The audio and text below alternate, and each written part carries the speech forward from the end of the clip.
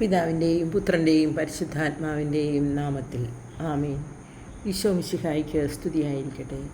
സ്നേഹമുള്ളവരെ, ഇന്ന് മെയ് മാസം 16-ാം തീയതി വെള്ളിയാഴ്ച, ഈസ്റ്റർ കഴിഞ്ഞു വരുന്ന 4-ാമത്തെ വെള്ളിയാഴ്ച ദിവസം.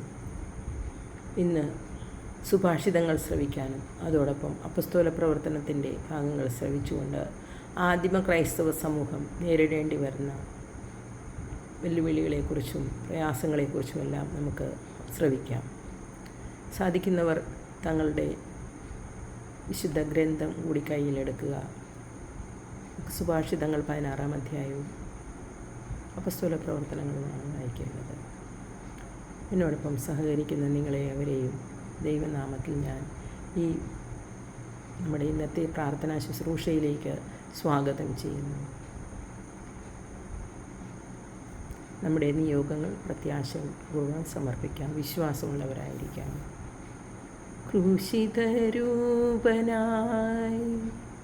സ്നേഹസ്വരൂപനായി മനസ്സിൽ നീ വരണേ ദേവാ, മനസ്സിൽ നീ വരണേ.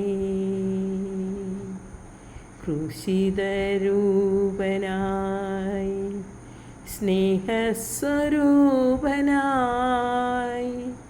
മനസ്സിൽ നീ വരണേ ദേവാ, മനസ്സിൽ നീ വരണേ, മനസ്സിൽ നീ വരണേ, മനസ്സിൽ നീ വരണേ, എൻ മനസ്സിൽ നീ വരണേ.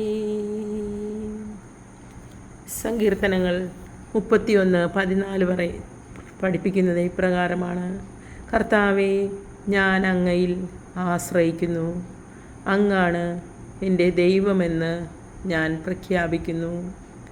സങ്കീർത്തനം 31:14. കർത്താവേ, ഞാൻ അങ്ങയിൽ ആശ്രയിക്കുന്നു, അങ്ങാണ് എൻ്റെ ദൈവമെന്ന് ഞാൻ പ്രഖ്യാപിക്കുന്നു. സുഭാഷിതങ്ങൾ 16-ാം അധ്യായത്തിലേക്ക് നമുക്ക് പ്രവേശിക്കാം. സുഭാഷിതങ്ങളുടെ പുസ്തകത്തിൽ നിന്നും 16-ാം അധ്യായം. മനുഷ്യൻ പദ്ധതികൾ വിഭാവനം ചെയ്യുന്നു, അന്തിമമായ തീരുമാനം കർത്താവിൻ്റേതത്രേ. ഒരുവന് തൻ്റെ നടപടികൾ അന്യൂനമെന്ന് തോന്നുന്നു, കർത്താവ് ഹൃദയം പരിശോധിക്കുന്നു. നിന്റെ പ്രയത്നം കർത്താവിൽ അർപ്പിക്കുക, നിന്റെ പദ്ധതികൾ ഫലമണിയും. കർത്താവ് ഓരോന്നിനെയും നിശ്ചിത ലക്ഷ്യത്തോടെ സൃഷ്ടിച്ചു. അനർത്ഥ ദിനത്തിനു വേണ്ടി അവിടുന്ന് ദുഷ്ടരെയും സൃഷ്ടിച്ചു. അഹങ്കരിക്കുന്നവരോട് കർത്താവിന് വെറുപ്പാണ്, അവർക്ക് ശിക്ഷ കിട്ടാതിരിക്കുകയില്ല. ആത്മാർത്ഥതയും വിശ്വസ്തതയുമാണ് അധർമ്മത്തിന് പരിഹാരം. ദൈവഭയം തിന്മയിൽ നിന്ന് അകറ്റി നിർത്തുന്നു. ഒരുവൻ്റെ വഴികൾ കർത്താവിന് പ്രീതികരമായിരിക്കുമ്പോൾ ശത്രുക്കൾ പോലും അവനോട് ഇണങ്ങിക്കഴിയുന്നു. ഒരുവൻ്റെ വഴികൾ കർത്താവിന് പ്രീതികരമായിരിക്കുമ്പോൾ ശത്രുക്കൾ പോലും അവനോട് ഇണങ്ങിക്കഴിയുന്നു. നീതിപൂർവം നേടിയ ചെറിയ ആദായമാണ് അനീതി വഴി നേടിയ വലിയ ആദായത്തേക്കാൾ വിശിഷ്ടം. മനുഷ്യൻ തൻ്റെ മാർഗം ആലോചിച്ചു വയ്ക്കുന്നു, അവൻ്റെ കാലടികളെ നിയന്ത്രിക്കുന്നത് കർത്താവാണ്. രാജാവിൻ്റെ നാവിൽ ദൈവനിശ്ചയം കുടികൊള്ളുന്നു, വിധിക്കുമ്പോൾ അവന് തെറ്റുപറ്റുകയില്ല. ശരിയായ അളവും തൂക്കവും കർത്താവ് നിയന്ത്രിക്കുന്നു, സഞ്ചിയിലുള്ള കട്ടികൾ അവിടുന്ന് നിശ്ചയിക്കുന്നു. ദുഷ്പ്രവൃത്തികൾ രാജാക്കന്മാർ വെറുക്കുന്നു, നീതി സിംഹാസനത്തെ ഉറപ്പിക്കുന്നു.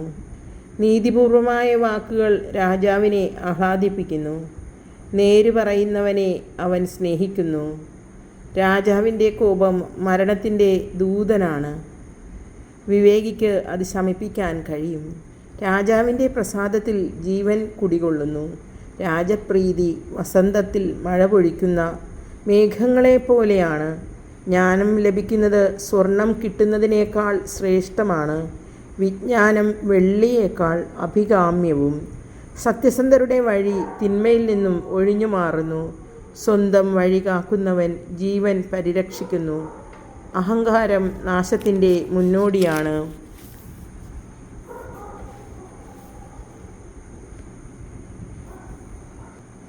അഹന്ത അധപ്പതനത്തിൻ്റെയും അഹങ്കാരികളോട് ചേർന്ന് കൊള്ളമുതൽ വയ്ക്കുന്നവൻ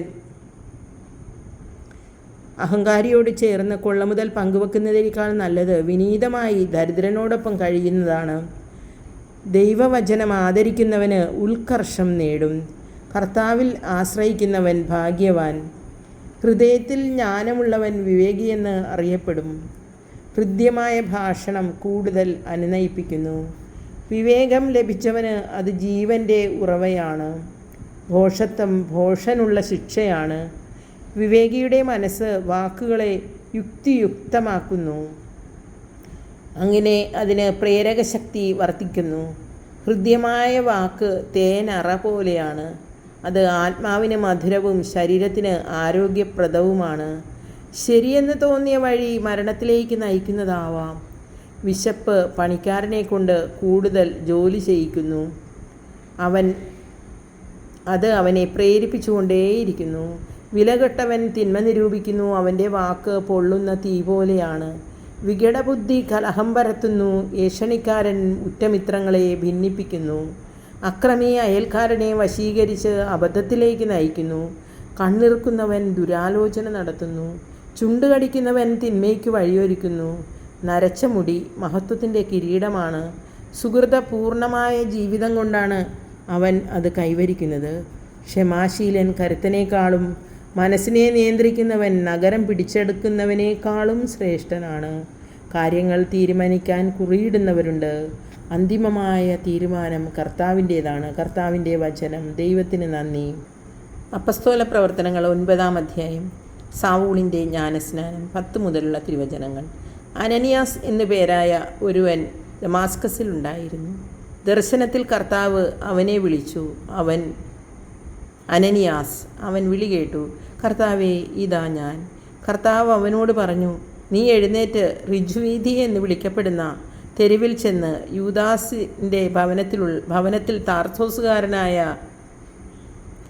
സാവൂളിനെ അന്വേഷിക്കുക. അവൻ ഇതാ പ്രാർത്ഥിച്ചുകൊണ്ടിരിക്കുകയാണ്. അനനിയാസ് എന്നൊരുവൻ വന്ന് തനിക്ക് വീണ്ടും കാഴ്ച ലഭിക്കാൻ അവൻ്റെ മേൽ കൈകൾ വയ്ക്കുന്നതായി അവന് ഒരു ദർശനമുണ്ടായിരിക്കുന്നു. അനനിയാസ് പറഞ്ഞു, കർത്താവേ, അവിടുത്തെ വിശുദ്ധർക്കെതിരെ അവൻ ജെറുസലേമിൽ എത്രമാത്രം തിന്മകൾ പ്രവർത്തിച്ചിട്ടുണ്ടെന്ന് വളരെ പേരിൽ നിന്നും ഞാൻ കേട്ടിട്ടുണ്ട്. ഇവിടെയും അവിടുത്തെ നാമം വിളിച്ചപേക്ഷിക്കുന്ന സകലരെയും ബന്ധനസ്ഥനാക്കുന്നതിനുള്ള അധികാരം പുരോഹിത പ്രമുഖന്മാരിൽ നിന്ന് അവൻ സമ്പാദിച്ചിരിക്കുന്നു. കർത്താവ് അവനോട് പറഞ്ഞു, നീ പോവുക. വിജാതീയരുടെയും രാജാക്കന്മാരുടെയും ഇസ്രായേൽ മക്കളുടെയും മുൻപിൽ എൻ്റെ നാമം വഹിക്കാൻ തിരഞ്ഞെടുക്കപ്പെട്ട പാത്രമാണ് അവൻ. എൻ്റെ നാമത്തെ പ്രതി അവൻ എത്രമാത്രം സഹിക്കേണ്ടി വരുമെന്ന് അവന് ഞാൻ കാണിച്ചു കൊടുക്കും.